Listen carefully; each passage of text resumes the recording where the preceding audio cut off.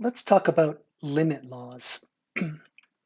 We are basically going to use limit laws to calculate limits of complicated functions, knowing the limits of simple functions. So the limit laws allow us to combine um, limits we already know to form new limits.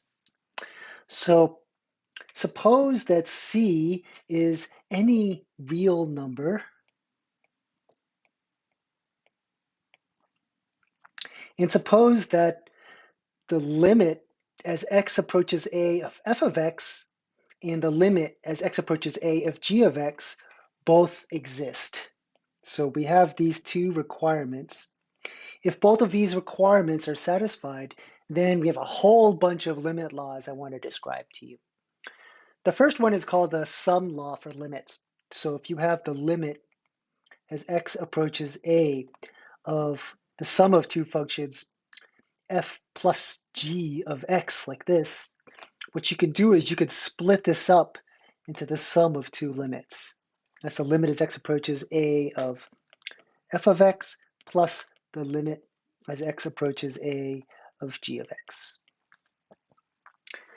If you have the difference of two functions, so let's say you want to calculate the limit as x approaches a of f minus g of x, this limit can be split into the difference of two limits. So that's going to be the limit as x approaches a of f of x minus the limit as x approaches a of g of x. Okay. The constant multiple law for limits, this is the one that uses this c being a real number part. So if you have something like the limit as x approaches a of some constant times your function, what we could do is we could pull the constant outside of the limit and just calculate the limit of the function as x approaches a of f of x and then multiply by c. So this guy is basically saying you can take your constant, you can basically factor it completely out of the limit. Okay, so the product law for limit says if you're calculating the limit as x approaches a of the product of two functions, that just means two functions multiplied together, that is going to equal to the limit as x approaches a of f of x times the limit as x approaches a of g of x. So you can calculate each of those limits separately and then multiply it together. The quotient law says when you have the limit as x approaches a of the quotient of two functions, f divided by g of x, then you could calculate the limit as x approaches a of f of x and divide what you get by the limit as x approaches a of g of x. This limit law has one extra condition. We need that the limit as x approaches a of g of x cannot be equal to 0 because we do not allow zeros in the denominator. All right. We have a power law for limits. The power law for limits says if you have the limit as x approaches a of f of x all raised to the nth power, what we could do is we can move the limit inside the exponent. So we could rewrite this as quantity, the limit as x approaches a of f of x all raised to the nth power. The root law for limits says that the limit as x approaches a of, let's call it the nth root of f of x, like this. What we could do is we can, first of all, this is what we call radical form. So that would really be the same thing as the limit as x approaches a of f of x all raised to the 1 over n power. That's what we call exponential form. And what the law says is that you can actually move this limit inside the radical or inside the exponent part. Okay, so this is radical form,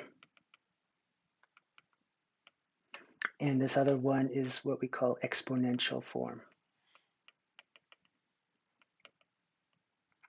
And the reason why I make a big deal about this is in calculus, even if they give us a problem in radical form, we're going to see that it's actually better to translate it into exponential form.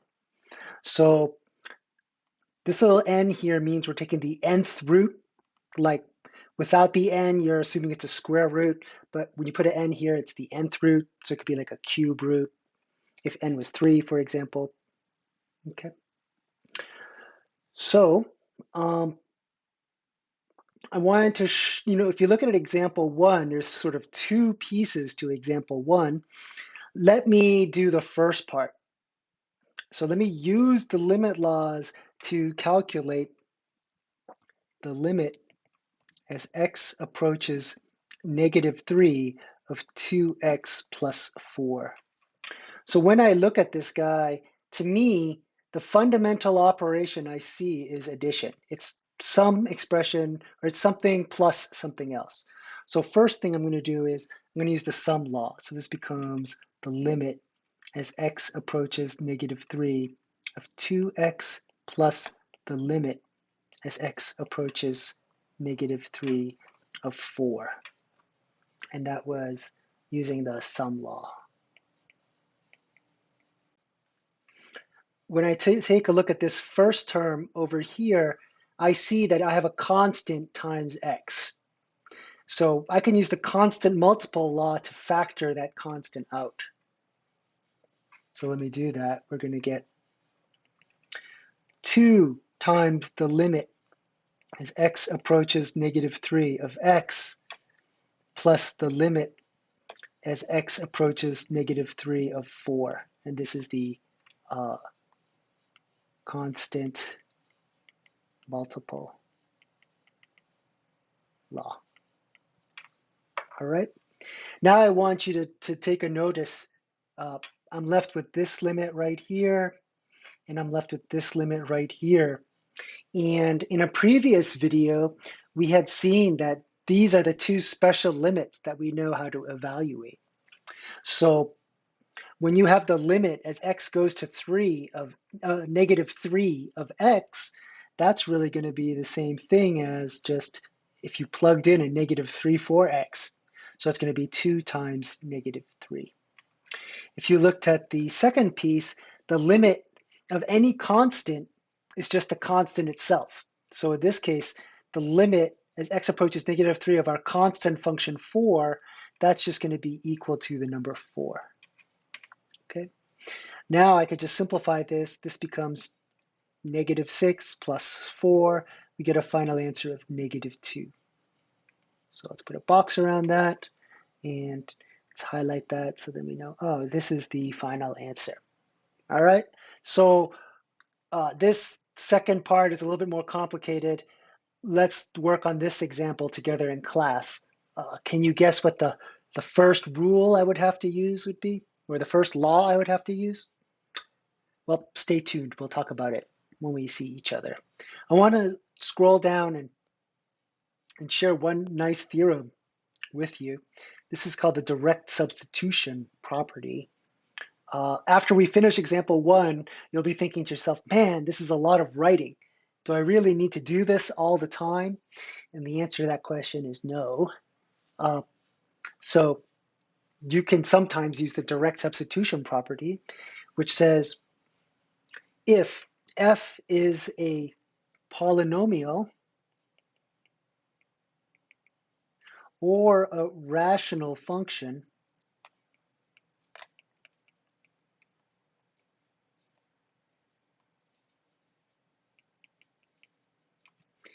and A is in the domain of f, then the limit as x approaches A of f of x is just equal to f of A. This is what we mean by direct substitution. So this is a fancy way of saying, if you have a polynomial or a rational function, that basically means you can just plug in A. Now, it's really important that A is inside the domain.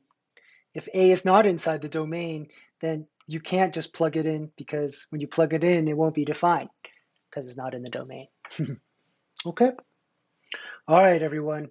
We'll work through many more examples in class, and I'm going to teach you a whole bunch of different techniques, but it's a lot easier to understand these techniques when we explain it to you in person. All right, everyone. Take care.